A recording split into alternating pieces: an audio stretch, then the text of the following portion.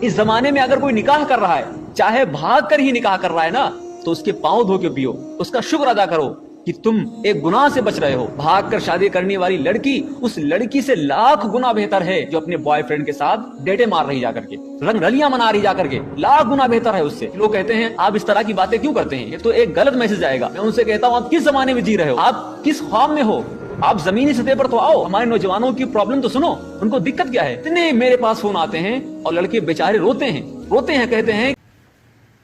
میرے بھائیوں, ابھی آپ نے سنا کہ یہ جو مولانا ہے یہ کیا کہہ رہے ہیں.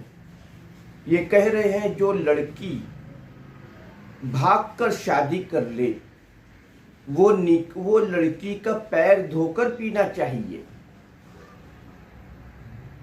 سب سے پہلے تو میں آپ کو یہ بتلاتا چلوں کہ یہ جو کہہ رہے ہیں یہ زنا کی طرف دعوت دینے کا کام کر رہے ہیں.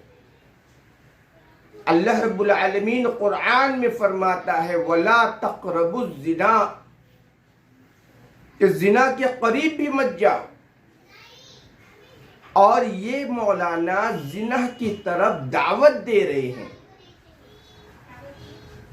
کیونکہ جب کوئی لڑکی بھاگ کر شادی کرے گی تو ظاہر سی بات ہے کہ وہ اپنے آشنا سے, اپنے بوائے فرینڈ سے کچھ نہ کچھ تعلق رکھے گی, یا بوائے فرینڈ گرل فرینڈ سے کچھ نہ کچھ تعلق رکھے گا. تو شاید انہیں یہ معلوم نہیں ہے کہ زنا کی بھی کئی قسمیں ہیں. ایک تو یہ ہے کہ زنا اسے بھی کہتے کہ آنکھ کا زنا آنکھ سے دیکھنا ہے. جب اس نے کسی غیر محرم کی طرف غلط ارادے سے دیکھا تو وہاں سے زنا کا آغاز ہو گیا. وہ گرل فرینڈ بنانے کے ارادے سے یا بوائے فرینڈ بنانے کے ارادے سے. تو آنکھ کا دیکھنا آنکھ کا زنا ہے. منہ کا زنا بوس و کنا کرنا ہے. پیر کا زنا کی ارادے سے چل کر جانا ہے. تو انسان کے جسم کے اعضاء بھی زنا کرتے ہیں میرے بھائی. تو اسی لیے یہ مولانا زنا کی طرف دعوت دے رہے ہیں. اور دوسری جو حدیث آتی ہے وہ یہ ہے کہ ایک لڑکی جب بھاگ کر شادی کرے یا لڑکا جب بھاگ کر شادی کرے تو لڑکی کا نکاح بغیر ولی کے نہیں ہوتا, ولی کی اجازت کے بغیر نہیں ہوگا. اور آپ صلی اللہ علیہ وسلم نے فرمایا جس نے ولی کی اجازت کے بغیر نکاح کر لیا وہ نکاح باطل ہے. اس طرح سے 3 بار آپ صلی اللہ علیہ وسلم نے فرمایا کہ وہ نکاح باطل ہے, وہ نکاح باطل ہے, وہ نکاح باطل ہے. اور اگر ایک عورت خود اپنا نکاح کر لے تو وہ عورت زانیہ ہے.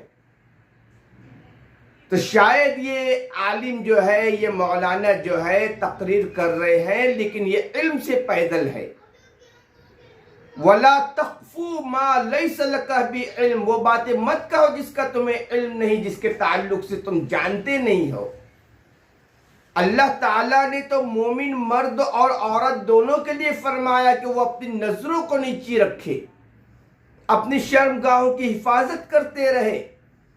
اسی لیے آپ صلی اللہ علیہ وسلم فرمایا کرتے تھے یا معاشر الشباب, کیا نوجوانوں کی جماعت تم نکاح کر لو, کیونکہ نکاح تمہاری نظروں کو جھکائے گا, تمہاری شرمگاہ کی حفاظت کرے گا. اور جو نکاح کرنے کی استطاعت نہیں رکھتا وہ روزہ رکھے. حضرت عبداللہ ابن مسعود رضی اللہ تعالیٰ عنہ کتنا گھبرا جاتے تھے.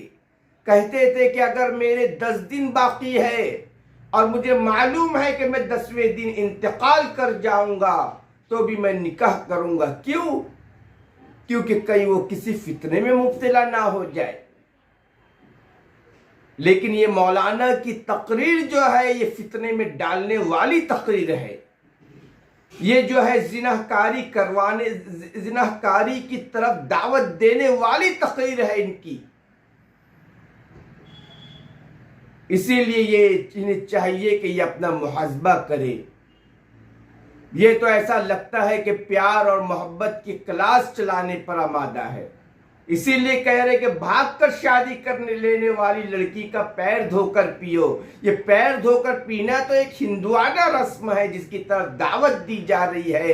اور آپ صلی اللہ علیہ وسلم نے فرمایا من تشبہ بقوم فہو منہم، جس نے جس قوم کی مشابہت اختیار کیا وہ ان میں سے ہے.